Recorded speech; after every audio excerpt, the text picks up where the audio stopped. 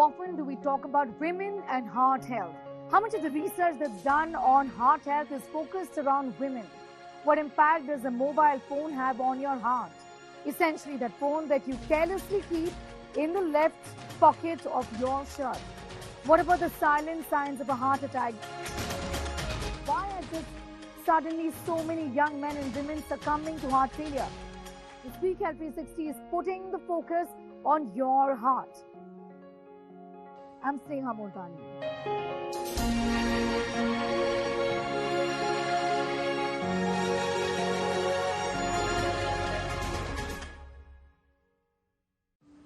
Is heart disease a man's disease? Do women not really suffer? Or do we have very little information and research around the heart health of women? Heart disease is something that even women are susceptible to, particularly those women who have diabetes, PCOS, or many such complications that make things even more difficult for them. Heart disease is indeed a woman's disease as well. Take a look at this report. The rate of heart disease in women is rising, and there is every reason why women's heart health must be prioritized. Studies show women suffer worse outcomes than men. Yet treatment for women is regularly delayed and the conditions are often misdiagnosed. What is worse is that the guidelines to treat heart disease come from studies done in the 1990s almost exclusively in men. Even today, only about 30% of study subjects are women. Heart disease in women is just not the same as heart disease in men. There is just something different about a woman's heart versus a man's heart. There are specific risk factors too. Women are more prone to get any heart-related problems due to factors. Any fluctuation in hormonal levels of a woman can lead to a higher risk of heart disease. Women until their childbearing age, which is about the time they reach menopause, women's hormones, especially estrogen, has known to have protective effects on developing cardiac problems, especially when it comes to developing plaques or atherosclerotic disease. Estrogen has a protective effect. After a certain stage, after 40 or around the time when women reach menopause between 40 and 50, the risk starts increasing after that. It may impact one during pregnancy, period 2, like gestational diabetes and preeclampsia, can be warning signs for future heart problems. A woman becomes more prone to cardiac diseases once she is menopausal because of the protective effect of estrogen wearing off. Secondly, there are certain things which many women have to subject themselves to, like contraception. Now, you have various types of contraception. You can have mechanical or you can have the contraceptive pills. So if you are on the contraceptive pills, then there is if the woman is smoking as well, then there is a higher incidence of blood clotting disorders or getting clots in the system.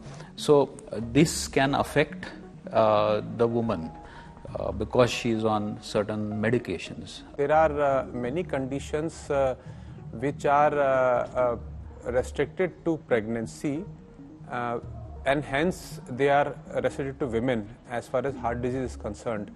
So the commonest one is called pregnancy-induced hypertension, which is that the blood pressure rises during pregnancy, and this in a certain fraction of women then go on to have very disastrous consequences called preeclampsia and eclampsia.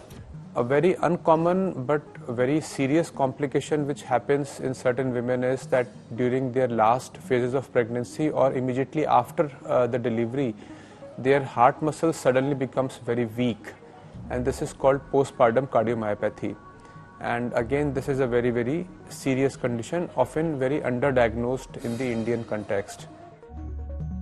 Depression and chronic stress, which are more prevalent in women, can contribute to heart disease by affecting lifestyle choices such as diet and exercise and increasing inflammation.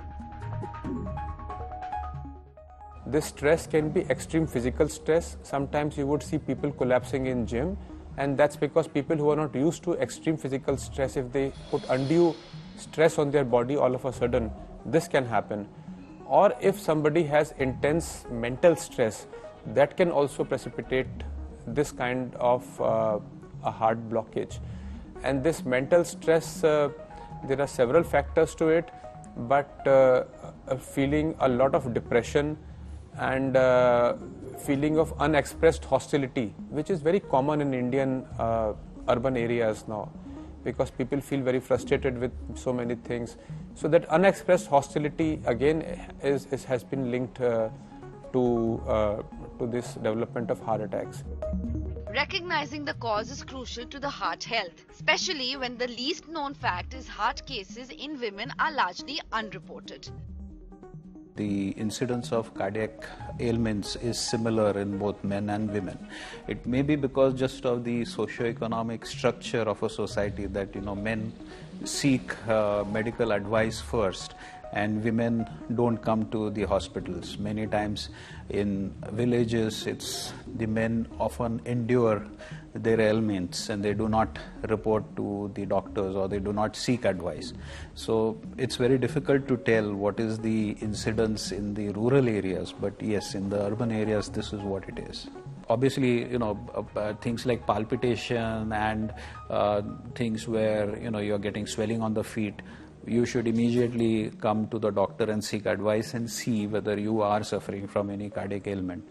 Where there is a family history of cardiac disease, these people should definitely visit their physician or a cardiologist at least once a year, especially when they are in the age group or rather when they are more than 45 years, and get a baseline check done and then get it done every yearly, because this is something which is easily avoidable. You can avoid a sudden death. In general, heart disease treatment in women and in men is similar, but being gender specific makes the treatment work faster and better. Such as women are less likely to be treated with aspirin and statins to prevent future heart attacks than men. Women are less likely to have coronary bypass surgery because they have less obstructive disease or smaller arteries with smaller vessel disease. Regular checkups, open conversation with healthcare providers, and a proactive approach towards heart health can help women live a longer and healthier life. And heart health of all can simply be managed with a better lifestyle. This is Simranjeet Kaur with camera person Sachin Chando for India Today. Let's now talk about the silent signs of a heart attack. First of all, this feeling of impending doom. Also, you could be feeling numbness, pain in your jaws, also your arms. That's also a possibility. Sometimes we find it difficult to digest your food or even chew your food. Toothaches are also, in fact, a silent symptom of heart disease. Check now of the most frequently asked questions around your heart health.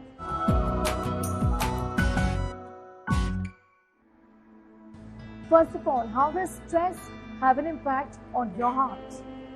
We have embarked on a Western lifestyle. We have forgotten what our healthy diet is. So adopting a healthy diet is very important. Many people, youngsters, they have resorted to a sedentary lifestyle because they work in the IT sector, which is booming.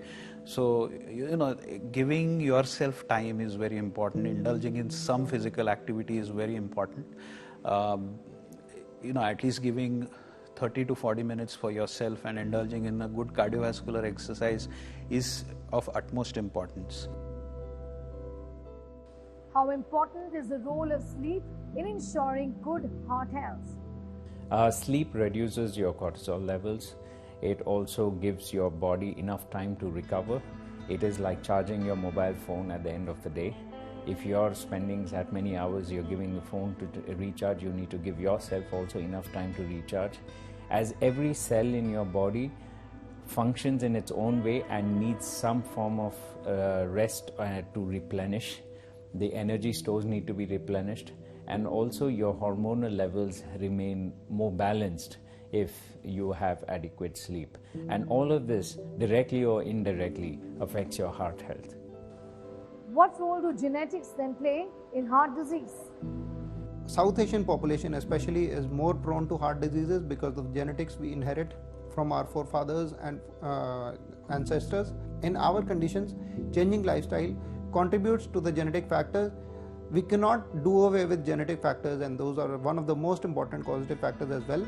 So what we can do is change our lifestyles and not blame our genetics. We are at the best of health, and what we gain out of it, we have to make the best out of it. What kind of a diet should one consider if your heart health is your top focus?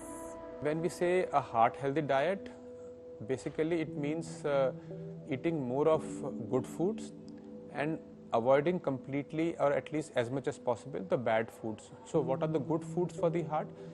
The foods which are good for the heart are fresh fruits and vegetables, a lot of fiber, a lot of pulses, legumes, even cereals, dairy, which is probably at least restricted to less fat, so nuts. So these are good food as far as the heart is concerned. Practically speaking, if you see the Indian household, what we've been eating traditionally at ghar is what these items are. So this is what is good. Even in non-vegetarian, eggs are good, chicken and fish is good. Red meat consumption has to be in moderation. So this is what good food is. What needs to be avoided? So in a nutshell, if I say one thing, if you have to avoid processed and ultra processed food. What has been the impact of COVID on your heart? Some of the scientific studies that were conducted in the post-COVID era and also during the COVID have alarmingly shown quite a bit of connection between COVID infection and heart diseases. Especially the COVID virus or the coronavirus affected the heart muscles, causing myocarditis, which is inflammation of the heart muscles. So it decreases the heart function. And in many people who had severe COVID infections, we saw significant decrease in their heart function. If you add this along with the lung disease, the breathing issues during COVID, it adds extra strain to the heart. High-frequency electromagnetic fields will interfere with the functioning of your heart. Simply put, it's your mobile phone which is interfering with the functioning of your heart, especially when you put it in the left pocket of your shirt and think it's going to do nothing. It's a myth. It will cause you problems. Take a look at this report. Electronic gadgets make life very convenient and bring the world to our fingertips, with meals, clothes and vacations just a thought away. But did you know that at the same time, your device is secretly stealing from you the very life that it's making oh so easy? Yes, you heard that right. Your mobile phone may actually increase your susceptibility to cardiovascular diseases. High-frequency electromagnetic fields increase the risk of heart disease. These invisible waves impact your heart rate when you keep your mobile near your chest. The radiation from mobile phones increases free radicals, a reactive oxygen species which damage cells and also your DNA. It's been found that mobile phones, earpods and smartwatches are also the leading cause of headaches, numbness in thighs, dizziness and heaviness in the chest. We hope that the penny has dropped and not your phone. With Dhruv Yadav, Bureau Report for India Today. Videos of young men and women suddenly collapsing in a gym after a workout or during the workout has raised several questions on what really is going wrong. Why are young Indians suddenly succumbing to heart disease? Is the gym the culprit here? Or is it COVID, or is it the vaccine against COVID-19? Has our immunity suddenly been lowered? Who is the culprit here? This report answers those questions. The World Health Organization estimates that India is contributing at least 1/5 of the 17.9 million cardiovascular disease-related deaths worldwide, particularly among younger people. One of the biggest contributors to these statistics is a lack of commitment to a heart-healthy lifestyle.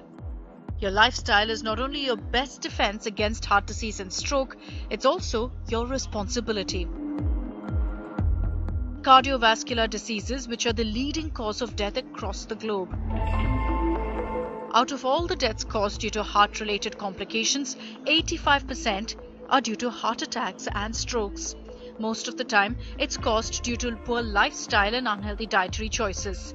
While it's difficult to predict when one will suffer from a heart attack, making some lifestyle habits may indeed cut down the risk. Here are some common lifestyle changes that can lead to a healthy heart. Eat a healthy diet. Ensure you have regular physical activity. Limit alcohol and quit smoking. Manage your blood pressure levels. Manage your blood sugar levels as well. Manage your cholesterol, your stress level, and of course, your weight. Youngsters under 50 are getting heart attacks after hitting the gym.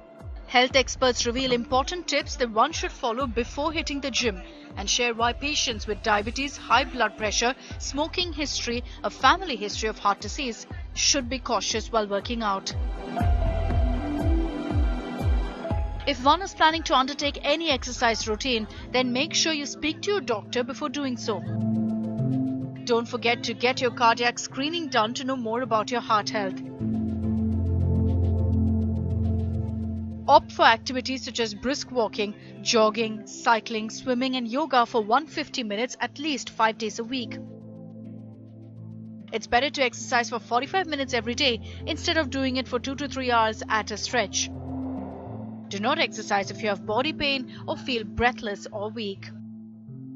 All in all, the gym is a great place to exercise, train and boost your energy, but getting yourself evaluated prior to any unaccustomed activity or any strenuous activity, along with knowledge of the ominous symptoms during exercise, is key to keeping the gym a safe place and preventing a large number of possible cardiovascular events. With Sabah Ikram, Bureau Report, India Today. Well, that brings us to the end of this edition of Health360. You can catch this report and much more going up on our website as well. That's indiatoday.in. All of these reports and much around health and wellness is what we do. And you can catch all of that on India Today's social media platforms. That's Instagram, Twitter, YouTube and Facebook. Until next time, take very good care of yourself. Bye for now.